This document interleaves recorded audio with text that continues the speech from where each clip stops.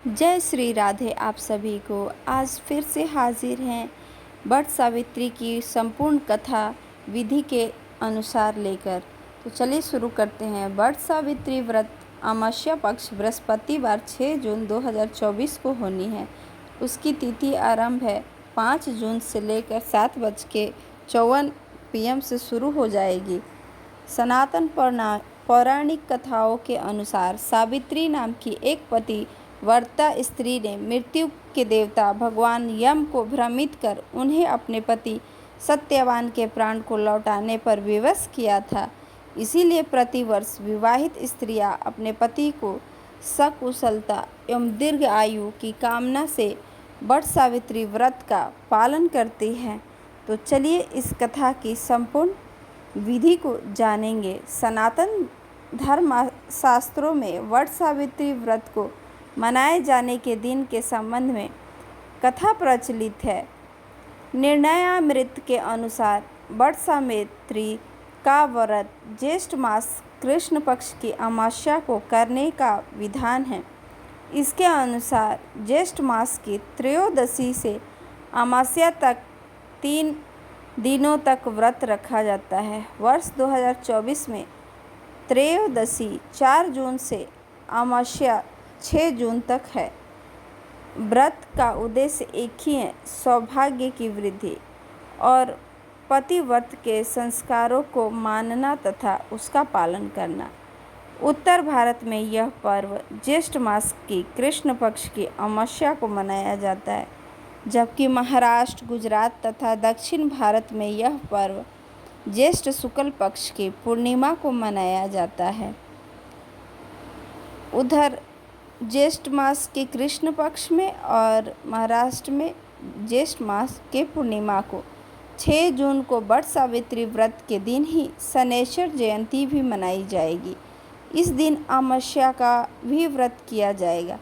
ऐसे में वट सावित्री अमावस्या तथा शनैश्वर्य जयंती तीनों को संयुक्त होने से इस दिन व्रत का फल कई गुना बढ़ जाएगा।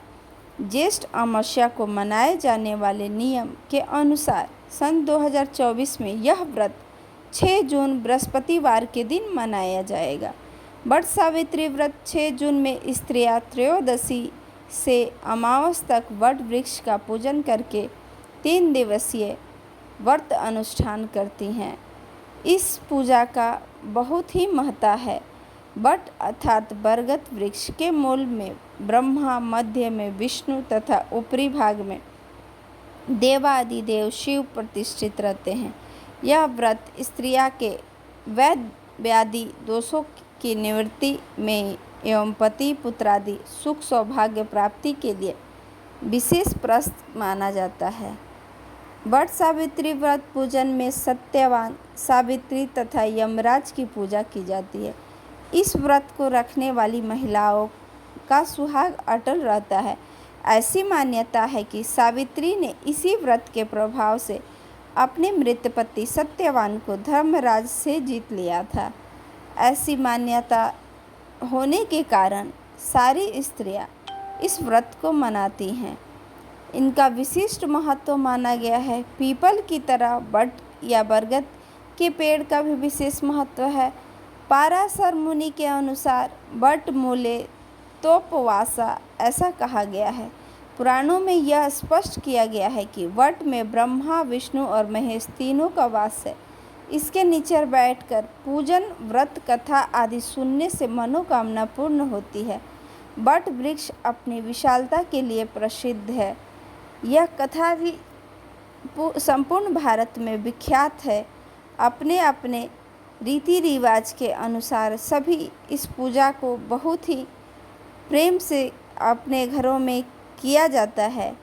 यह पूजन का व्रत वृद्धि ज्येष्ठ मास कृष्ण पक्ष त्रयोदशी तिथि को स्नान आदि के पश्चात प्रातः वट वृक्ष के एक डाली लाकर उसे किसी मिट्टी के गमले में लगाया जाता है। तत्पश्चात एक लकड़ी की वेदी पर बांस की टोकरी रखकर उसमें लाल कपड़ा बिछाकर उसमें यह गमला रखकर प्रतीक रूप में मिट्टी निर्मित ब्रह्मा जी की प्रतिमा और इनकी बाईं ओर सावित्री, सत्यवान तथा भैंस पर सवार यमराज की प्रतिमा स्थापित करनी चाहिए। वर्तमान काल में की स्थानों पर केवल अमावस्या को ही इस पूजा व्रत की शुरुआत का नियोजन होता है।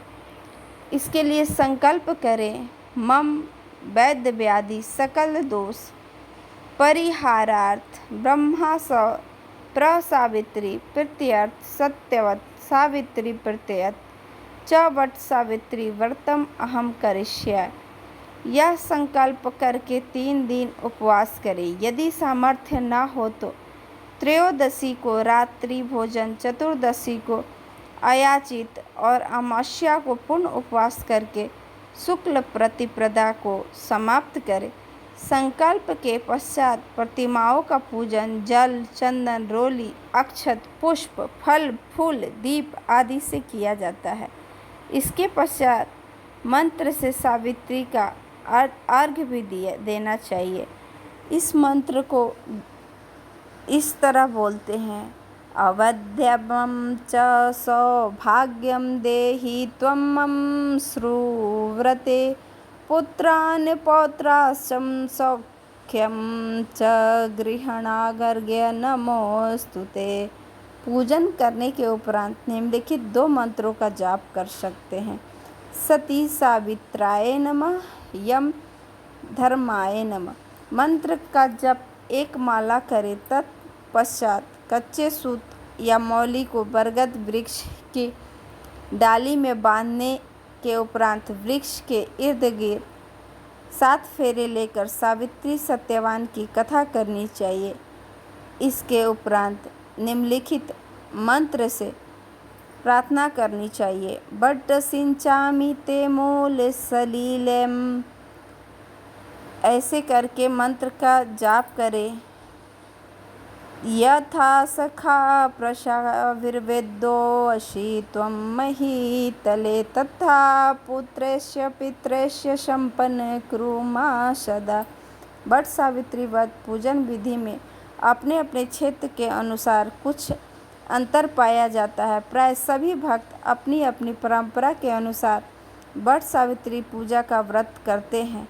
पूजन समाप्त होने के बाद वस्त्र, फल आदि बांस की टोकरी या पत्तों में रखकर दान करनी चाहिए। चने का प्रसाद बांटना चाहिए। ऐसा करने मात्र से इन दिन महिलाएं सुबह स्नान करके नए वस्त्र पहनकर 16 श्रृंगार करती हैं। इस दिन निराहार रहते हुए सुहागिन महिलाएं वट वृक्ष में कच्चा सूत लपेटते हुए परिक्रमा करती हैं। वट पूजा के समय फल, मिठाई, पूरी, पुआ, भींगा हुआ चना और पंखा चढ़ाती हैं। इस तरह इस पूजन का करने का विधान है। इसके बाद सत्यवान और सावित्री की कथा सुनेंगे। पुनः सावित्री की तरह वट के पत्ते को सिर के पीछे लगाकर घर पहुंचती हैं। इसके बाद पति को पंखा झलती हैं। भारतवर्ष में वट सावित्री का पूजन कुछ इस प्रकार से किया जाता है। इस पूजन की संपूर्ण विधि को जानने के लिए हमने यह कथा सुनाई है। इस पूजन में स्त्रियां 24 बरगद फल आटे या गुड़ के और 24 पूरियां अपने आंचल में रखकर 12 पूरियां को 12 बरगद वट वृक्ष पर चढ़ा देती हैं। 12 वृक्षों की जगह एक वृक्ष भी मान्य है। तत्पश्चात वृक्ष में 1 लोटा जल चढ़ाकर हल्दी रोली लगाकर फल फूल धूप दीप से पूजन करती हैं। कच्चे सूत को हाथ में लेकर वे वृक्ष की 12 परिक्रमा करती हैं और हर परिक्रमा पर 1 चना वृक्ष पर चढ़ाती हैं और सूत तने पर लपेटती जाती हैं। इस तरह वह 12 बार इस परिक्रमा को करती हैं। पूरी होने के बाद सत्यवान और सावित्री की कथा सुनते हैं। उसके बाद 12 कच्चे धागा वाली 1 माला वृक्ष पर चढ़ाती हैं और 1 को अपने गले में डालती हैं। पुनः 6 बार माला को वृक्ष से बदलती हैं। बाद में 1 माला चढ़ा रहने देती हैं और 1 स्वयं पहन लेती हैं। जब पूजा समाप्त हो जाती है तब स्त्रियां 11 चने एवं वृक्ष के फूल की कली या वृक्ष की लाल रंग की कली तोड़कर जल से निगलती हैं तथा इस तरह व्रत को खोलती हैं। जब लाल रंग की कली, इसके पीछे यह मिथक है कि सत्यवान जब तक मरना अवस्था में थे, राज ने सत्यवान को जीवित कर दिए। तब सावित्री ने अपने पति सत्यवान को जल पिलाकर स्वयं वट वृक्ष की कली खाकर जल ग्रहण किए थे। इस मान्यता के अनुसार ही सारी स्त्रियां इस विधि को अपनाती हैं। वट सावित्री व्रत की कथा। भद्र देश की एक राजा अश्वपति की पुत्री रूप में गुण संपन्न सावित्री का जन्म हुआ था। राज्य कन्या ने धूम्रसेन के पुत्र सत्यवान की कीर्ति सुनकर उन्हें पति रूप में वरण कर लिया। इधर यह बात ऋषि राज नारद को ज्ञात हुई तो वे अश्वपति से जाकर कहने लगे, आपकी कन्या ने वर खोजने में भारी भूल की है। सत्यवान गुणवान तथा धर्मात्मा है, परंतु उनकी अल्पायु है और 1 वर्ष बाद ही उनकी मृत्यु हो जाएगी। ऐसा नारद जी सती के पिता को सुनाते हैं। नारद जी की यह बात सुनते ही राजा अश्वपति का चेहरा विवर्ण हो गया। वृथा न होई देव ऋषि वाणी, ऐसा विचार करके उन्होंने अपनी पुत्री को समझाया कि ऐसा अल्पायु व्यक्ति के साथ विवाह करना उचित नहीं है, इसीलिए अन्य कोई वर चुन लो। उन्होंने अपनी बेटी सावित्री को बहुत समझाया। इस पर सावित्री बोली, पिताजी, आर्य कन्याएं अपने पति का एक बार ही वरण करती हैं, राजा एक बार ही आज्ञा देता है, पंडित एक बार ही प्रतिज्ञा करते हैं तथा कन्यादान भी एक बार किया जाता है। अब चाहे जो हो, मैं सत्यवान को ही वर रूप में स्वीकार करूंगी। सावित्री ने नारद से सत्यवान की मृत्यु का समय मालूम कर लिया था और सावित्री को यह बात पता होने के कारण नारद जी सोचते थे कि ये तो लिखित है, ये तो मिट नहीं सकती है। अंतोगत्वा उन दोनों का पाणी ग्रहण संस्कार में बांधा गया। वह ससुराल पहुँचते ही सास ससुर की सेवा में रत हो गईं। कुछ समय के पश्चात ससुर का बल क्षीण होता देख शत्रुओं ने उनका राज्य छीन लिया और वो सभी नारद के वचन के अनुसार सावित्री को दिन प्रतिदिन अधीर करने लगा। उसने जब जाना कि पति की मृत्यु का दिन नज़दीक आ गया है, तब 3 दिन पूर्व से ही उपवास सावित्री ने करना शुरू कर दिया। नारद द्वारा कथित निश्चित तिथि पर पितरों का पूजन किया। नित्य की भांति उस दिन भी सत्यवान अपने समय पर लकड़ी काटने के लिए चला गया, तो सावित्री भी सास ससुर की आज्ञा से अपने पति के साथ जंगल में चलने के लिए तैयार हो गई और अपने पति के साथ अपने सास ससुर की आज्ञा लेकर चली जाती है। सत्यवान वन में पहुंचकर लकड़ी काटने लिए वृक्ष पर चढ़ गया। वृक्ष पर चढ़ते ही सत्यवान के सिर में असहनीय पीड़ा होने लगी।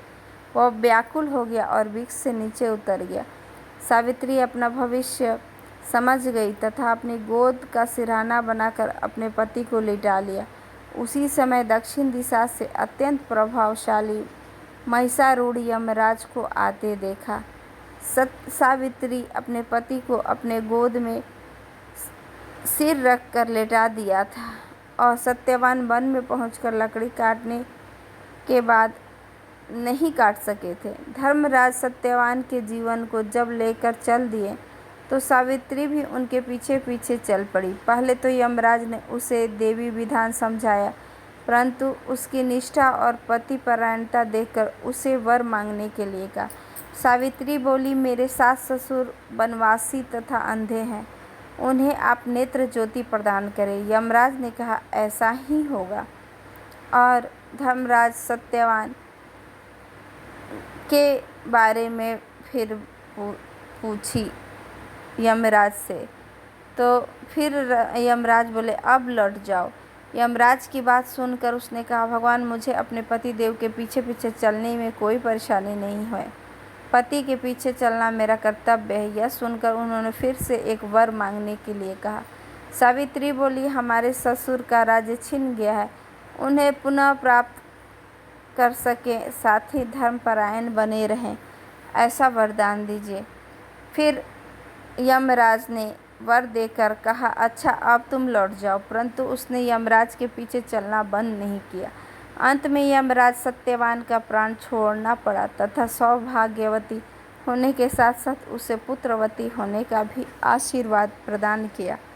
यह सब सत्यवती सावित्री की पुण्य की महिमा थी। सावित्री को यह वरदान देकर धर्मराज अंतर्ध्यान हो गए। इस प्रकार सावित्री उसी वट के वृक्ष के नीचे आ गई जहाँ पर उसके पति का मृत शरीर पड़ा था। ईश्वर की अनुकंपा से उसके शरीर में जीवन का संचार होने लगा तथा सत्यवान उठकर बैठ गया। दोनों हर्षित होकर अपनी राजधानी की ओर चल पड़े। वहाँ पहुंचकर उन्होंने देखा कि उनके माता पिता की नेत्र ज्योति प्राप्त हुई है और इस प्रकार सावित्री सत्यवान चिरकाल तक राज्य सुख भोगे। ऐसा उन्होंने बहुत ही सुखी अपने राज्य को भोगा और फिर अपने समय के अनुसार वट सावित्री व्रत करने और इस कथा को सुनने से उपवासक के वैवाहिक जीवन या जीवन साथी की आयु पर किसी प्रकार की कोई संकट आया तो वो टल जाता है, ऐसी मान्यता है। यह स्टोरी आपको कैसी लगी? लाइक और शेयर करें। जय श्री राधे राधे।